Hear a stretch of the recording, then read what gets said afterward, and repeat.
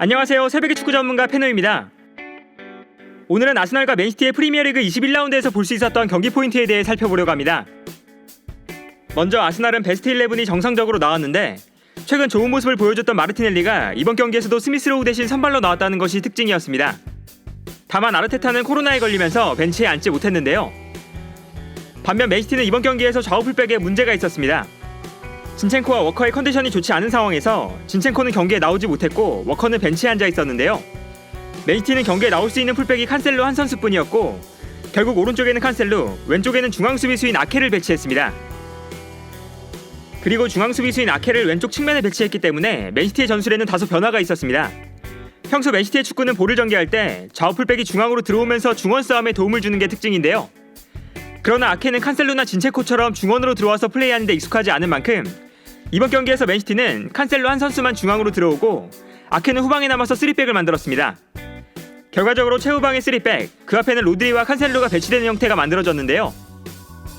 경기를 봐도 맨시티는 수비할 때 아케가 왼쪽, 칸셀로가 오른쪽에 배치하면서 포백을 만들고 있지만 볼을 전개하는 상황이 되면 칸셀로가 중앙으로 움직이면서 로드리와 함께 중원에 위치하고 아케는 후방에 남아서 3백을 만드는 모습이 나타났습니다. 그리고 아스날은 맨시티가 볼을 전개하는 전형을 만들 때 맨시티를 전방에서 강하게 압박하는 모습을 보여줬습니다. 기본적으로 아스날이 맨시티보다 체력적으로 큰 우위를 가지고 있었는데 두 팀 모두 빡빡한 연말 연초 일정에서 아스날은 한국 시간으로 28일 예정되어 있었던 울버햄튼과의 경기가 연기되면서 체력적으로 쉴 수 있는 시간이 충분했고 반면에 맨시티는 이틀 전에 브렌트포드와의 경기가 있었기 때문에 체력적으로 힘든 상황이었는데요. 따라서 아스날은 맨시티가 3백을 만들 때 체력적인 우위를 바탕으로 전방에서 맨시티를 강하게 압박했습니다. 최전방 3톱이 맨시티의 3백을 강하게 압박하고 웨데고르가 로드리를 마크하는데요. 이때 중앙으로 들어온 칸셀로는 자카가 올라와서 압박하기도 하고 티어니가 중앙으로 들어와서 압박해주는 모습을 보여줬습니다. 개인 기술이 좋은 맨시티를 높은 지역에서 1대1로 압박하는 것은 맨시티 선수를 한 명이라도 놓쳤을 때 수비가 한 번에 무너질 수 있다는 위험성이 있었지만 아스날이 체력적으로 훨씬 우세했던 만큼 맨시티의 볼을 빼앗아오는 데 성공하는 모습을 보여줬는데요. 특히 마갈량이스가 퇴장당했던 59분 전까지의 기록을 보면 아스날이 인터셉트를 기록한 위치 그리고 패스를 차단한 위치가 굉장히 높은 지역에 형성되어 있는 것을 볼 수 있습니다. 그만큼 아스날의 전방 압박이 효과적으로 이루어졌다는 것을 알 수 있는데요. 경기 장면을 봐도 맨시티가 후방에서 볼을 전개할 때 아스날이 맨시티를 1대1로 강하게 압박하는 장면을 볼 수 있었습니다. 그리고 맨시티는 아스날의 압박을 강하게 받을 때 데브라이너의 플레이가 중요했습니다. 압박을 받을 때 데브라이너는 내려와서 볼을 받아주는 것이 아니라 높은 위치로 올라갔는데요. 데브라이너가 높게 올라가면서 중원에 공간을 만들어주기 위한 목적이었고 데브라이너와 제주스를 높은 위치에 배치하면서 아스날이 수비라인을 높여서 압박할 수 없도록 만들기 위한 전략이었습니다. 이번 경기에서 선수들이 플레이한 위치를 봐도 데브라이너가 제주스와 함께 최전방에 위치하고 있다는 것을 볼 수 있었는데요. 따라서 맨시티는 데브라이너의 위치에 따라서 4-3-3과 4-4-2 전형을 유동적으로 활용했습니다.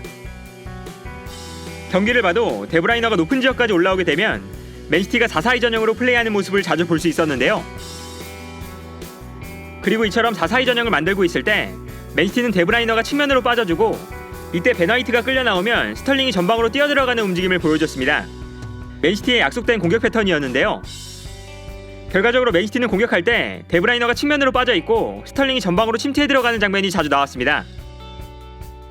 그러나 데브라이너가 측면으로 빠지고 스털링이 전방으로 침투해 들어갈 때 스털링이 토미야스를 상대해야 했는데 스털링이 토미야스를 돌파해내지 못하면서 스털링을 활용한 맨시티의 공격이 위력을 발휘하지 못했습니다. 기록을 봐도 이번 경기에서 토미야스는 단 한 번의 돌파도 허용하지 않았는데요. 오히려 맨시티는 데브라이너가 올라와서 4-4-2 전형을 만들 때 수비에 불안한 모습이 나타났습니다. 데브라이너가 올라가면 맨시티의 중원에는 로드리와 베르나르도 실바 두 선수만 남게 되는데 데브라이너, 제주스, 스털링, 마레즈 같은 선수들이 중원 싸움을 적극적으로 도와주는 것도 아니라서 맨시티는 두 선수만으로 수비라인을 보호하기에는 무리가 있었습니다. 더군다나 베르나르도 실바가 공격적으로 올라가게 되면 순간적으로 로드리가 혼자 중원에 남는 경우도 있었는데요. 볼을 전개하는 상황에서 칸셀로가 로드리 옆에서 플레이할 때도 있었지만 측면으로 빠르게 달려나갈 수 있는 마르티넬리가 있는 만큼 칸셀로 또한 수비할 때 중원에 있지 않고 측면으로 움직이는 경우가 많아서 로드리가 혼자서 중원을 커버하게 되는 장면이 나타났습니다. 그리고 여기서 아스날은 자연스럽게 중원에서 수적 우위를 가져갈 수 있었고 여기에 대해서 라카제트까지 내려와서 플레이했기 때문에 완벽하게 중원에서 우위를 가져갈 수 있었습니다. 예를 들어 이 장면을 보면 아스날이 공격을 전개할 때 맨시티는 데브라이너가 높게 올라가 있고 베르나르도 실바도 공격에 가담했다 돌아오고 있습니다. 그리고 칸셀로도 마르티넬리가 측면으로 달려나오기 때문에 측면으로 빠져 있었는데요.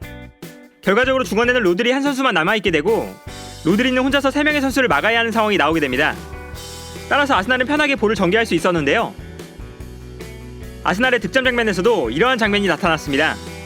맨시티는 수비라인 앞에 로드리와 베르나르도 실바가 위치한 상황이었는데 아스날은 중원에 4명의 선수가 배치되어 있습니다. 여기서 로드리가 파티를 압박하게 되면 순간적으로 중원에 너무나 공간이 크게 발생했는데요. 아스날은 중원에서 편하게 볼을 전개할 수 있었습니다. 그리고 이 다음 장면에서 아스날이 공격을 이어갈 때를 보면 베르나르도 실바가 수비라인 앞공간으로 빠르게 내려가지 못했는데요. 따라서 아스날은 아무도 없는 공간으로 편하게 패스를 보내줄 수 있었고 사카가 중앙으로 들어오면서 슈팅을 가져갔습니다. 여기서 사카의 슈팅이 득점이 되었는데요. 맨시티의 불안한 수비를 볼 수 있었던 득점 장면이었습니다. 한편 맨시티의 공격에서는 베르나르도 실바의 움직임이 중요했습니다. 맨시티는 볼을 전개할 때 칸셀로가 중앙으로 들어오게 되면 베르나르도 실바와 데브라이너가 자유로워지는 상황이 발생했는데요. 중원에서 3명의 미드필더 라인을 유지할 때도 칸셀로가 중앙으로 들어오면 베르나르도 실바의 자리를 자연스럽게 대신하는 것이기 때문에 베르나르도 실바가 자유롭게 움직일 수 있는 상황이 만들어졌습니다. 경기를 보면 이러한 특징을 알 수 있습니다. 칸셀로가 중앙으로 들어와서 플레이할 때 칸셀로, 데브라이너, 로드리가 역삼각형 전형을 만들고 있는데 칸셀로가 베르나르도 실바의 역할을 대신하면서 베르나르도 실바가 자유로워지는 모습을 볼 수 있었는데요. 맨시티가 페널티킥을 얻는 장면에서도 데브라이너와 칸셀로가 중원에 있고 베르나르도 실바가 자유롭게 움직이고 있습니다. 그리고 자유롭게 움직이는 베르나르도 실바가 순간적으로 침투에 들어가면서 아스날의 수비를 무너뜨렸는데요. 베르나르도 실바가 침투에 들어가는 상황에서 자카의 반칙이 나왔고 맨시티가 페널티킥을 얻는 데 성공했습니다. 그리고 마레즈가 페널티킥을 성공시키면서 동점이 되었는데요. 베르나르도 실바의 자유로운 움직임이 만들어낸 장면이라고 할 수 있었습니다. 그리고 마갈량이스의 퇴장이 나오면서 경기의 흐름이 맨시티에게 완전히 넘어갔습니다. 경고가 있는 상황에서 마갈량이스가 제주스를 잡아채는 반칙을 범했고 마갈량이스가 퇴장을 당하고 말았는데요. 마갈량이스가 퇴장당한 이후에는 점유율이 77대 23으로 크게 벌어질 정도로 맨시티의 압도적인 경기가 펼쳐졌습니다. 그리고 맨시티가 경기를 몰아붙이는 상황에서 경기 막판 로드리의 순간적인 침투가 맨시티의 득점을 만들어냈습니다. 데브라이너가 로드리에게 정확한 패스를 보내줬고 볼을 경합하는 상황에서 로드리의 득점이 나왔는데요. 결국 경기는 맨시티의 2대1 승리로 종료되었습니다. 아스날은 체력적으로 우위에 있었기 때문에 경기 초반 맨시티를 압도했던 경기였지만 퇴장이 나오면서 맨시티에게 경기를 허무하게 내주고 말았고 맨시티는 리그에서 11연승이라는 엄청난 기록을 달성했는데요. 아르테타가 벤치에는 없었지만 아르테타와 가르디올라의 전술 싸움이 재미있었던 경기가 아니었나 합니다. 오늘 영상은 여기까지고요. 시청해주셔서 감사합니다.